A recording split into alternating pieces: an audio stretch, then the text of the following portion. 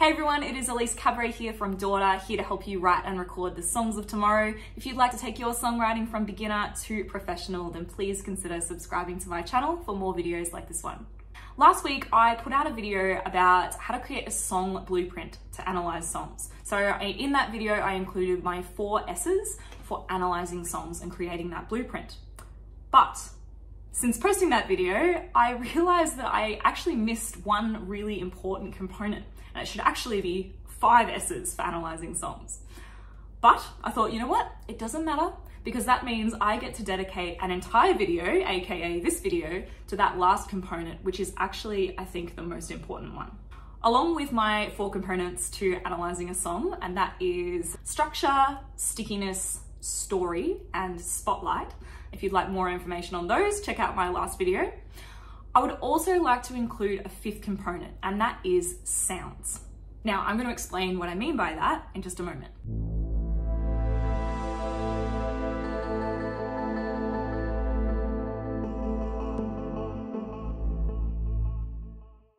So when I was studying music production at uni a few years ago, one of my lecturers would come into the room and start every lesson in exactly the same way.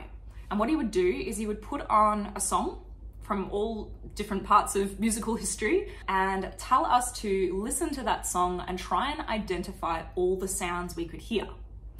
Sounds pretty simple, right? And to be honest with you, a lot of the students in this class got quite frustrated with this exercise because it's really easy and they wanted to get their hands onto the more technical, practical stuff. Tell us how to use compressors and EQs properly. They wanted to learn that kind of stuff. But in my opinion, this exercise was actually the most helpful thing that I learned in this class. Now let me explain. When we're actively listening to a song, say trying to identify all the different sounds that we can hear, you might think that's pretty easy. So we're listening, maybe we can hear some vocals, some guitar, some drums, maybe a bass, maybe even some keys. Cool, well, that was exciting. But if you listen closer, a whole world of production secrets is going to reveal itself. You might start to hear a particular delay on that guitar sound that it's bouncing between your headphones. That piano might sound a little bit detuned, maybe a little bit tinny. You start to hear the quality of the instrument, the tone that it's producing, not just the instrument itself, but what that particular instrument actually sounds like. You might hear that the vocals are double tracked in the chorus, or that the producers added a little bit of extra reverb to this particular line of lyric at the end of the verse. If we really open our ears, we'll start to hear a whole world of detail.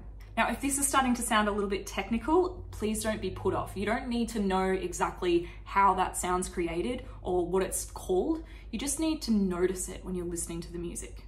When we do this exercise, we're not only training our ears, which is super important if you want to start producing music, but you're also learning all those little details that go into producing a song. And you're starting to hear and understand the little tricks that producers use to create different sounds. There is so much more to producing a song than just recording vocals, bass, drums, piano, guitar, so much more. There's mic placement, there's panning, there's the way it's EQ'd, there's a million different effects. There's all these different things we can do, creative choices that we make as producers that help create the sound and atmosphere and mood of a particular song. And if we start using these things again and again, that's how we start developing a style as an artist. So homework for you this week is to actively listen to some songs and try and identify all the sounds you can hear in that whole song. One really good thing to watch out for is the choruses. So you might hear, or you will hear a chorus repeat again and again throughout a song. But if you compare the first chorus to the last chorus, 9 out of 10 times you're going to hear a whole bunch more in that last chorus than you did in the first chorus. And this isn't something that you usually notice consciously, but you do notice it in your emotions. This is a big part of the reason why we can hear that same chorus section again and again, but each time we hear it, it still sounds fresh and exciting and holds your interest.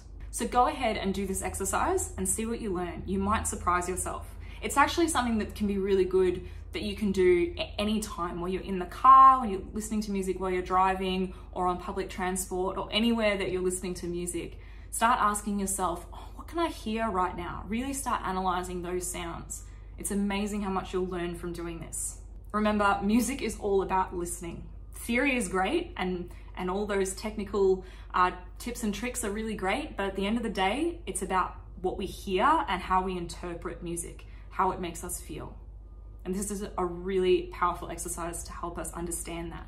So try this out yourself and let me know in the comments how you go. I'd really love to hear from you if you do give this a go yourself. Maybe you hear something in one of your favorite songs that you didn't even realize was there. That's it from me this week. My name is Elise Cabray. I'm from DAWter, and I will see you next time.